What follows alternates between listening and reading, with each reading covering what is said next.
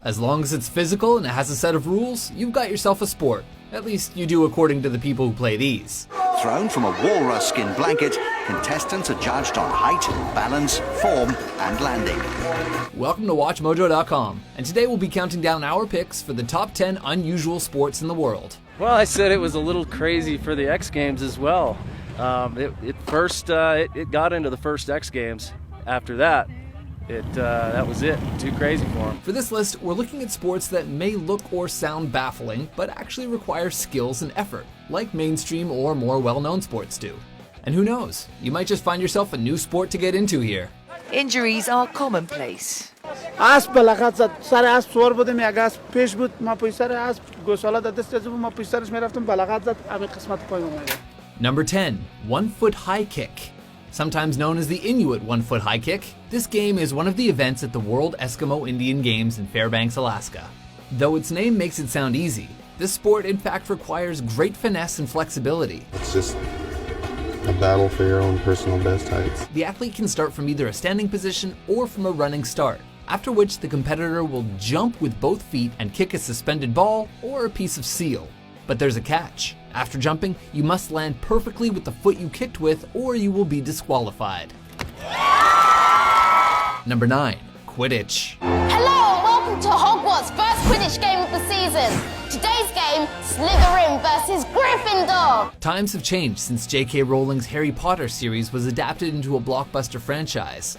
Not only do we have booger-flavored jelly beans and Emma Watson, but also we can now be genuine Quidditch players. I found out we didn't have a team. I was just kind of shocked, so I decided right then and there that I had to start one. Ever since this formerly fictional game was first played in 2005 at Middlebury College in Vermont, the popularity of the sport has broom-rocketed within universities all around the world. Now for the latest in the Intercollegiate Quidditch series, this week we saw an intense matchup between the Middlebury Panthers and the Princeton Tigers. January 2013 was the first time Quidditch was televised as a sporting event, and its reputation has been growing ever since. One particularly cool thing about the sport is that it lets you show off your broomstick without having to carry a dustpan. This is a Nimbus 2000. It's the freshest model out of the market today. Number 8, shovel racing. The rules are simple.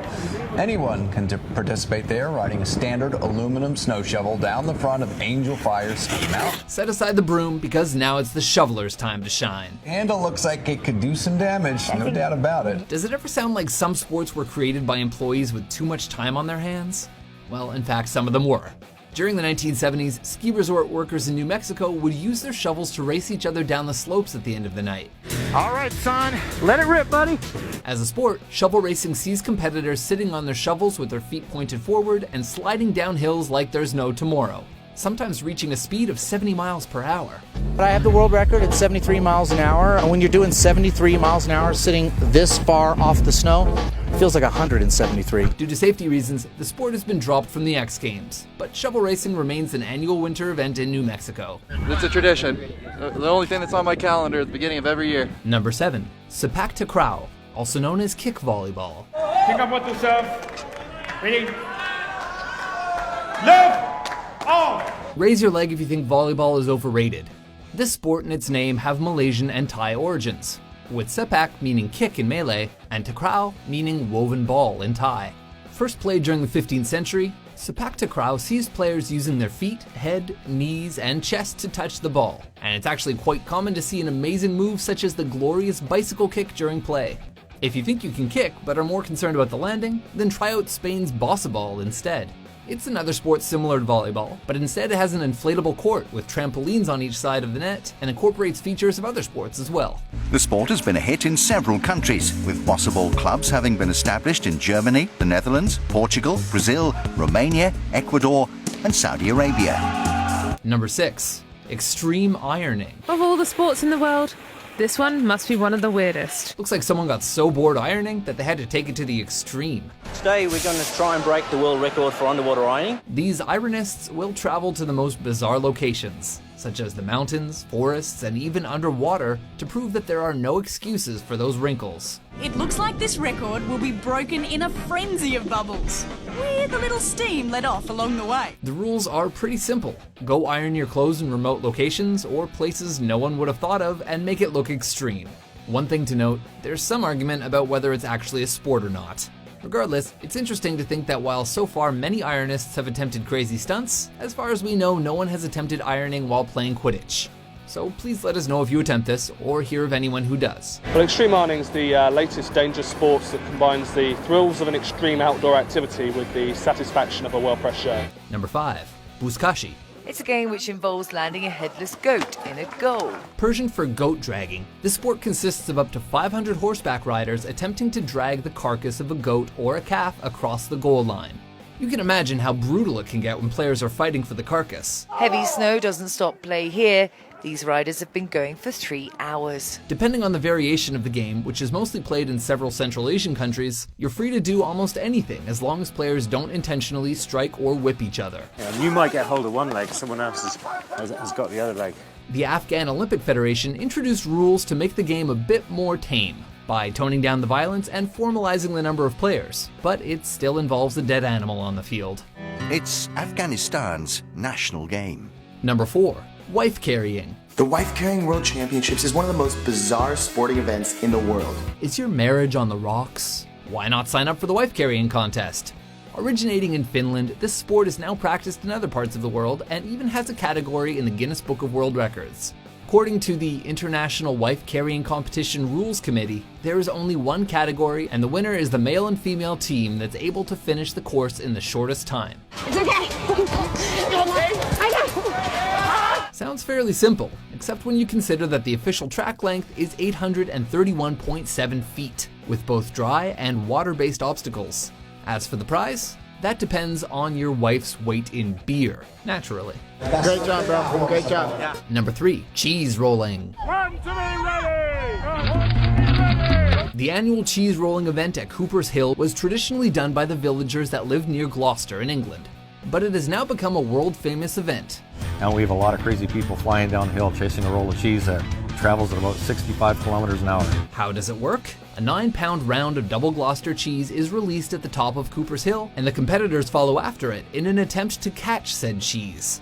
However, the sport has somehow turned more into a race. So I'm just going to try and stride as long as I possibly can and take the stone with me. Seeing how the cheese can reach a speed of 70 miles per hour, it seems highly unlikely for anyone to even get near the damn cheese. So instead, participants try to be the first to reach the finish line at the bottom of the hill.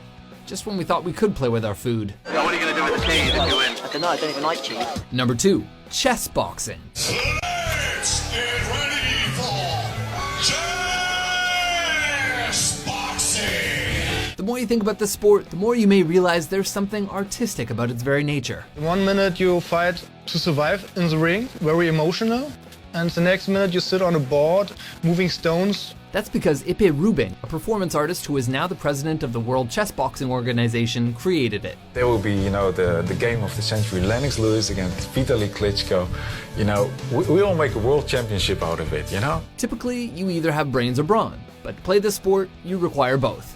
A fight consists of 6 rounds of chess and 5 rounds of boxing, which alternate. We start with 3 minutes of chess, then we box for 3 minutes, then we go back to the chessboard, continue the same game, and you ultimately win by checkmate or knockout. Each round follows the regular rules of each game, meaning you can win each round by either critical thinking or throwing critical hits. He puts pressure on him, he lands blows, but Andrew, a former kickboxer, involuntarily hurts Gianluca. If the game is a stalemate, the player with the most boxing points will take the title, depriving the crowd of either a checkmate or a knockout. Frank Stolt, Anti-Terror, is the new heavyweight champion. Before we unveil our top pick, here are a few honorable mentions.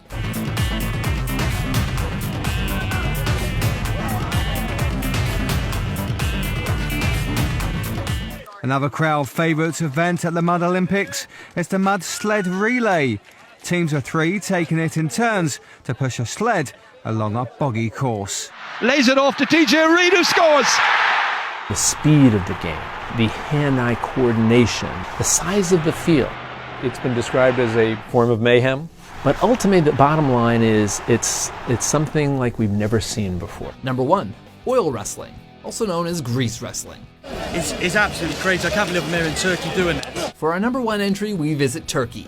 This national sport can be traced back all the way to the ancient Babylonian times, with the annual Turkish oil wrestling tournament making it one of the oldest sporting competitions still being played in the 21st century. This is a championship steeped in centuries of tradition and tons of olive oil. In Turkey, approximately 1,000 half-naked men will compete for the 3-day elimination tournament and wrestle each other while heavily drenched in olive oils. All athletes are required to wear leather breeches called a kisbet, and during matches, they are encouraged to pin each other down by slipping their arms through their opponent's kisbets to get a firm grip. But don't worry, boys, for safety reasons, the coin purse is a total no-go zone.